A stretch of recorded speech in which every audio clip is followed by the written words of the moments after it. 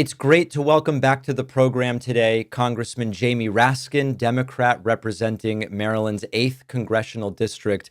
Congressman, you're really the perfect person to have on today because the question that many of my viewers are asking relates to the limits of judicial authority in the context of these deportations to El Salvador.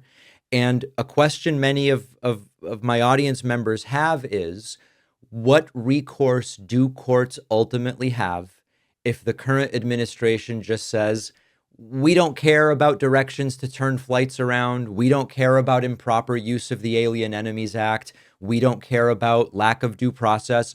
At the end of the day, what are the mechanisms available here to courts that might be relevant when dealing with this administration? David, it's great to be with you. The first thing we got to think about is criminal contempt and civil contempt.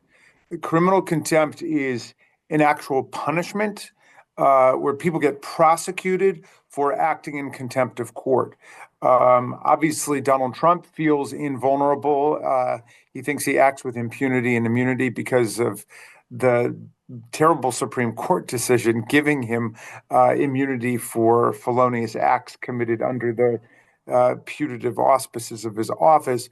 But that doesn't apply to anybody else who works for him. That doesn't transfer to people under him. Of course, he could pardon them if we're going to extend the extreme hypothetical here. That is true, which is why criminal contempt might not be totally satisfactory if we're really moving into a complete authoritarian shutdown kind of situation. After all, we do depend on the U.S. Marshal Service, which is part of the Department of Justice, in order to arrest people for criminal contempt. But civil contempt is a whole different kettle of fish because civil contempt is within the unilateral authority of the court.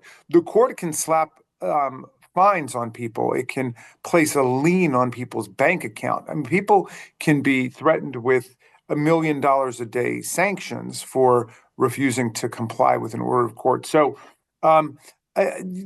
no executive branch officer should feel as if they somehow act with the sort of impunity and immunity, which I know Donald Trump feels. Even in his case, he has immunity for criminal actions that may have been undertaken under the core functions of his office. It doesn't apply to other official acts if it's not a core function of his office, like a criminal pardon, which is directly under the president. But if it's not an explicit grant to the president, at that point, it becomes a balancing operation, even according to that decision in U.S. versus Trump. And if it's just a private, unofficial act, like a sexual assault, he does not operate with criminal impunity. So, and again, with respect to people around him, they should not assume that they've got any criminal immunity or impunity. So those things all operate within the judicial arsenal. I know when I go out to town hall meetings, David, people want to know, yes, what if nothing works on them? What if they just continue to act like a dictator? Yeah. And this moves from constitutional law just to the history of democratic struggles against right-wing coups and authoritarian takeovers. And the things that ultimately work are the power of civil society working in conjunction with legislative resistance and opposition. And so that comes down to things like general strikes, mass boycotts, mass civil disobedience against a lawless executive branch. But we're obviously a long way off, or at least some distance off from stuff like that. It's probably not unhealthy for people to be thinking it through since we have embarked upon this lawless period of our history. In a recent commentary, I talked about how we have a system right now that generates huge opportunity costs to protesting in exactly the ways that you describe, where we have the vast majority of employees in at-will situations where their position can be eliminated at any time, where health insurance is tied to employment. All of a sudden, even if in another environment you would be out in the streets right now, maybe your kids lose health insurance if you go out and miss a day of work to protest. And so it seems that there is this structural disincentive right now to engage in exactly those types of actions, which seems to be a hallmark, by the way, of authoritarian regimes in the 20th century, which is make it extraordinarily inconvenient and unappealing to go and take part in those actions. Do you worry about that infrastructure that is disincentivizing to people to get out there? Well, you make a great point. The authoritarians want to make it as costly as possible for people to resist and oppose their lawlessness. And everybody has to figure out for herself, himself, for themselves exactly where they exist on that spectrum of vulnerability to reprisal and retaliation. Obviously, federal workers are in a delicate posture, and anybody who's working for a pro-authoritarian corporation is, in a nerve-wracking situation. On the other hand, I'm hearing from lots and lots of retired people who, have gotten through their careers. They have some kind of stable pension and Social Security situation. They don't want to see the last chapters of their lives dominated by this kind of fascistic politics, and they're willing to act and they're willing to take a stand. And so, there are people who can't, or put it this way, not all of us can do everything, but everybody can do something. And Right. and because other people can't necessarily do what you can do, it's important that you do it. But we do have to think of it as a collective exercise. There have been dozens and dozens, maybe hundreds of public protests across the country and these pop-up rallies that take place at city halls and county buildings and in front of federal offices, the Teslas and so on. But I think that we are probably moving much closer to a period of mass demonstrations and protests when people are going to come together. And obviously, everybody wants to make sure that we're doing everything in our power to center nonviolent moral leadership, the clergy that want to be involved in this, and then also that we are protecting the security of people who participate against, Proud Boys and Oath Keepers who may be out there. We've seen what they like to do in provoking street clashes. So, but with that caveat that we have to make sure we're taking good care of everybody, I think people are getting into the mood of mass protest against these outrages. No, I'm seeing the same thing. Along those lines, is there an obvious leader or couple of leaders of the Democratic Party right now in your eyes? I think there are many leaders. I was in Hamilton County, Ohio the other day. I spoke to the great Hamilton County Democrats at their dinner, and I met a bunch of local leaders who were, there. I was invited by Congressman Greg Landsman, who's a real leader locally for the progressive forces there. And so I'm finding leaders all over the country. I mean, I think it's kind of an artifact of our presidential system that we're always looking for one person who's going to lead us. I mean, that's part of the danger and the fallacy embodied in what's happened in the Republican Party. I mean, you ask who their leader is, and everybody says immediately, my leader is Donald Trump.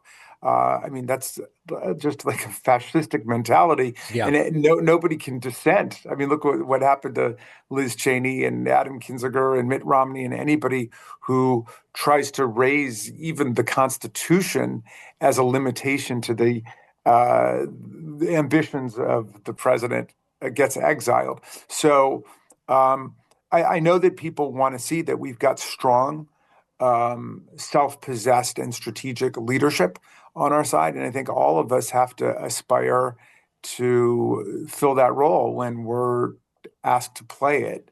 But to me, I'm not somebody who's freaked out that we don't know exactly, who is going to be our presidential candidate in 2028. Let's let the next couple of years sort that out by seeing the kinds of judgments people make as we work to defend not just our party, but our whole country. I think it's so interesting that you say that because that mirrors something I've been talking about recently, which is, when we think back to the aberrant tweets from Donald Trump about how Joe Biden doesn't have the bumper stickers or the people with the hats or the boat parades and this sort of thing. And there seems to be a fundamental difference where a lot of the Democratic voters I talk to don't really deify elected officials and presidential candidates in the way that the current Republican Party seems to, where it would never occur to them to get a bumper sticker or a hat or put a flag on their boat if they have a boat. They vote and then they get back to their lives, their families, and working in their communities. I think that that's a great thing about the left, but I also wonder, is there in this environment, is there a deficit also to not having a clear leader to point to? I don't know. I'm just kind of asking the question. Well, I think that the times that we are in will yield the great leaders of our generation in the same way that the struggle against fascism in the 1930s and 40s produced people who seemed like the most unlikely leaders. For example, Franklin D. Roosevelt, our first president who was in a wheelchair, who had profound health problems, but had an extraordinary magnetism based on his sense of compassion and identification with people in struggle. Or look at Winston Churchill, who was not even a real liberal or a progressive in the way that Roosevelt was. But Churchill was somebody who had his eyes very firmly fixed on the defense of democratic institutions against fascism and authoritarianism, and broke with the conservatives to go over to the liberal side, then went back from the liberals over to the conservative side, but always insisted upon the defense of democracy and woke up every single day just thinking about what could be done to defeat Hitler and Mussolini and Franco and the fascists. And, he said, we will fight them in the air and we will fight them in the seas and we will fight them on the beach and we will fight them everywhere. And, he was somebody who emerged as a great hero for that period. When the war was over, of course, he ran for prime minister and lost. He was no longer the leader for the moment, but he was definitely the leader for that moment. So I'm not going to worry about that now. What we need is people to be passionately engaged in the struggles that we're in on a daily basis. One of the things that I hear from my audience that's maybe preventing some of that engagement right now is the lack of a feeling that the Democratic Party really knows what to do over the next couple of years right now. And when we spoke to Senator Adam Schiff a couple of weeks ago, he gave us an excellent breakdown of what's not functioning and the systems that are at risk, and even the degree to which he thinks individuals in the Democratic Party might become targets of this administration. And, painting an accurate, pretty black cloud picture of what's going on. Great. We understand what's going on. And so now what? What do Democrats do for the next 2 years? What's the justification other than waiting for this administration to screw up for November of 2026? Is there a game plan here? Well, in terms of an electoral game plan, I think that's what our denominated leaders really are focused on, and I'm not going to worry about that. We have Hakeem Jeffries and a great team, and the Democratic Congressional Campaign Committee very focused on who's going to be running in the 7th District of Pennsylvania and who's going to be running in the 1st District of New York, and who are the people we're going to be putting up and how we're going to fight for them. That's what parties do best, right? But I've invited historians and political scientists to come and talk to us, David, to defeat fascism, to defeat right-wing coups, to defeat authoritarianism. It is not enough to rely on your parliamentary leaders. That's not going to work. You need that. That's absolutely necessary, but it's not remotely sufficient. The only times it really works, and in most cases it will work, is when you have a cohesive legislative parliamentary opposition and you have a society that is fully engaged and vigilant and part of the process. You need them together. You need a civil society that is rising up. And so I'm perfectly willing to take all the questions about, our leaders did this wrong, did that wrong. And we've made tons of tactical errors, starting with that, State of the Union joint session where some people were boycotting and some people were waving little signs and some people were heckling and some people were walking out. We need game plans, right? You're looking at a washed up football quarterback from high school, you need to have a game plan and you need to have calls on every particular play if you're going in to win it. Okay, so I accept all of that, but it can't be all about just pointing fingers at the Democrats. We need an effective nationwide movement.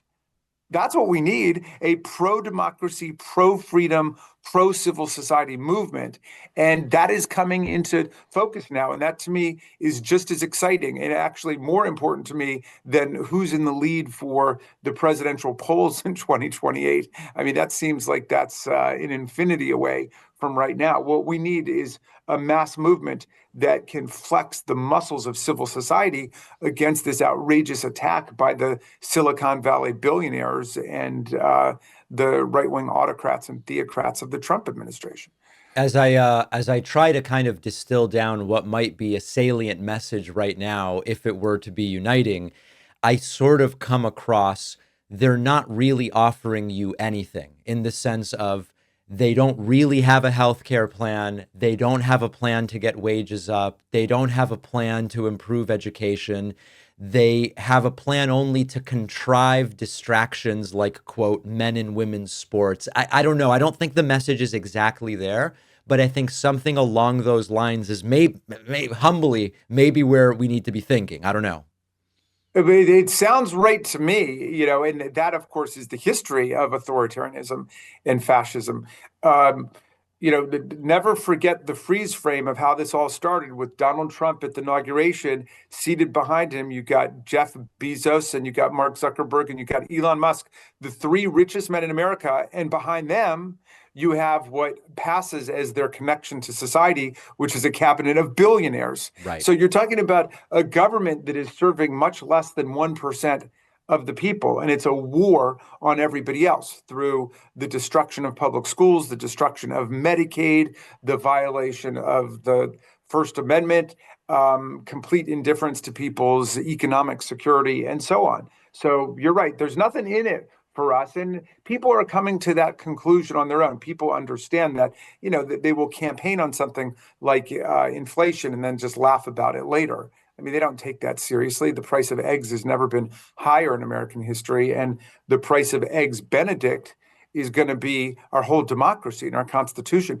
I mean, the Silicon Valley people believe that democracy is defunct. They think we're living in a post-constitutional America. Right. They're very willing to consign the people of Europe to their fate under Vladimir Putin and the people of Hong Kong or Taiwan or the Tibetans to Chinese totalitarian rule, as long as they can govern in North America a new techno state dictatorship. So that's why they keep talking about Greenland and Canada and Panama. They're not thinking about the United States anymore. They want a new dictatorial confederation. And I know Elon Musk loves that because he wasn't born in the United States. He can't be a president. But if we absorb Canada, where he was a citizen after South Africa, and we absorb Greenland and Panama, they'll create a new set of rules for us. So we got to defend American constitutional democracy with everything we've got. These people actually believe we're in the midst of regime change. Congressman Jamie Raskin, thanks so much for your time. Really appreciate it. Keep up your great work, David. Thank you.